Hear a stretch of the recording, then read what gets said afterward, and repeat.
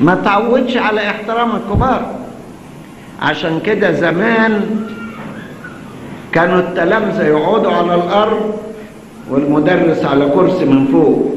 شوفوا يقال عن بولس الرسول ايه؟ تأدب عند قدمي غمالائين.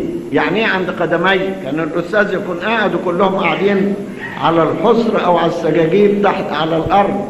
تأدب عند قدمي غمالائين. وحتى كلمة تأدب كلمة لطيفة، ما قالش تعلم، تأدب، بيتعلم الأدب. ده كان الصبي مع معلمه يحترمه، ولا معلمه يحترمه. فلما بينشأ الواحد يحترم أباه وأمه، ويحترم مدرسه، ويحترم معلمه، طبيعي يحترم ربنا، لأن الله أكبر من الكل وأعظم من الكل بما لا يقاس. فعايزين نصل إلى مخافة الله، نتدرب عليها جوه العائلة، ونتدرب عليها جوه المدرسة، ونتدرب عليها في حياتنا العامة، في احترام النظام العام واحترام القانون. تلاقي ناس يكونوا ماشيين في الشارع يرفضوا يمشوا على الرصيف، ولازم يمشوا في وسط الشارع. طب يا عم ما الرصيف موجود، يبقى مش راجل بقى إذا كان يتركن على الرصيف. لازم يمشي في السكة وقصاد العربيات. عدم احترامه للقانون وللنظام بيجي وقت عليه تزول مخافة ربنا في قلبه برضه، لأن اللي ما تعودش يحترم الصغير مش يحترم الكبير. احترام الآباء الروحيين، احترام رجال الكهنوت. كل واحد عايز يعمل راسه من راسه. يقول لك الديمقراطية وحرية الرأي والتعبير عن رأي الآخر. يا حبيبي ما تجيش الأمور كده. حتى إن ناقشت يناقش في أدب، يناقش في احترام. ما هو في ناس برضه بيتناقشوا مع ربنا لكن بيتناقشوا في أدب. يعني مثلا أرميا بيناقش مع ربنا في نقطة، يبتديها ازاي؟ يقول له أبر أنت يا رب من أن أخاصمك، ولكني أكلمك من جهة أحكامك، لماذا تنجح طريق الأشرار؟ بس قبل ما يقول له لماذا قال له أبر أنت يا رب من أن أخاصمك. إبراهيم بيناقش ربنا في موضوع سدوم، لكن قبليها يقول له عزمت أن أكلم المولى وأنا تراب ورماد. معلش يا رب اسمعني المرة دي، في أدب. لكن واحد يتناقش ولا يراعي أدب الحديث أو أدب الحوار، طب ما مش ممكن مخافة الله تدخل إلى قلبه، لأنه إذا لم يحترم وكيل الله هيحترم الله إزاي؟ ولف على كده إن اللي في مخه يمر. احترام الكبار.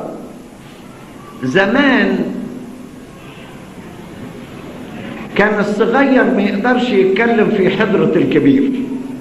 يعني إذا كانوا الناس قاعدين الكبار بيتكلموا مش ممكن عيال صغيرين يفتحوا بقهم. الدنيا اتغيرت. يعني في قصة أيوب الصديق الإصحاح الأول والثاني عن تجربة أيوب. الإصحاح الثالث إزاي أيوب لعن يومه وقعد زعلان وجم أصحابه.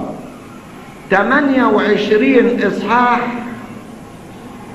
بعد كده مناقشة بينه وبين أصحابه الثلاثة، يبقى 3 و28 31. في أول إصحاح 32 بدأ أليهو ابن برخائيل البوزي يتكلم. قال لهم أنا فتى وأنتم شيوخ، لذلك خفت وخشيت أن أفتح فمي. قلت كثرة الأيام تتكلم وكثرة السنين تظهر حكمة. يعني قعد 28 إصحاح وهو ساكت لأن دول شيوخ. قال لهم أنا فتى وأنتم شيوخ، لذلك خفت وخشيت أن أفتح فمي. في بستان الرهبان يقول إيه؟ إذا جلست في وسط الشيوخ فلا تتكلم، وإن سألوك على شيء فقل لا أعرف. يعني اقعد عشان تتعلم، مش تلاقي واد صغير كده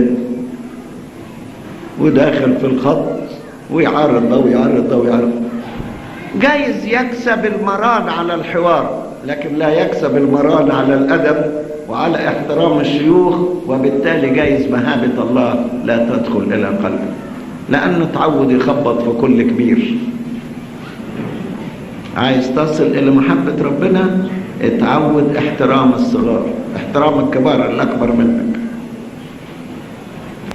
في قصة الأنبا بيجيم السائح، أنبا بيجيم السائح يقول، قال في قصته: في بدء رهبنتي قضيت 28 سنة وسط الآباء الشيوخ، لم أرفع عيني لأنظر وجه واحد منهم. يعني مش قادر يرفع عينيه كده في وش إنسان. دلوقتي اللي بيبحلق على كيفه تلاقيه لسه اللي حاصل. في نصائح الشيخ الروحاني للمبتدئين في بستان الرهبان يقول على الراهب: لا يملأ عينيه من وجه إنسان. لا يملأ عينيه إيه؟ من وجه إنسان. دلوقتي اللي بيبص بيبص، واللي بيملأ عينيه، واللي بيبحلق، واللي ما يهموش. فين العين المستحية دي؟ لا نجدها في الرجال ولا في السيدات، إلا النادر يعني. إلا إيه؟ نادر. زمان كان أي بنت تبص تلاقي قاعدة بعينين مغمضة مستحيل. لا، ترفع عينيه وتشوف كل حاجة. المهابة راحت والمخافة راحت. العالم اللي بيفقد المهابة والمخافة وسط الناس وبعضهم وبين الصغيرين والكبار يتطور إلى أنه بعدين يفقد مخافة الله. طب احنا هنا يمكن أحسن من أمريكا. أرجو ما يكونش الناس من أمريكا الناس من ساعات مش الكل يعني. ساعات الواد أول ما يكبر ويبقى من التين ايجرز يقول له رأي. أبوه يقدر يرغمه على رأي: يا بابا أنت رأيك كده وأنا ليا رأي آخر.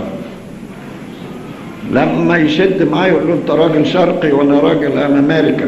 طب كتر خير. المهابة بتروح. لما تروح المهابة تروح المخافة، ولما المخافة نحو الوالدين تروح، ممكن المخافة نحو الرؤساء تروح، ممكن بالتدريج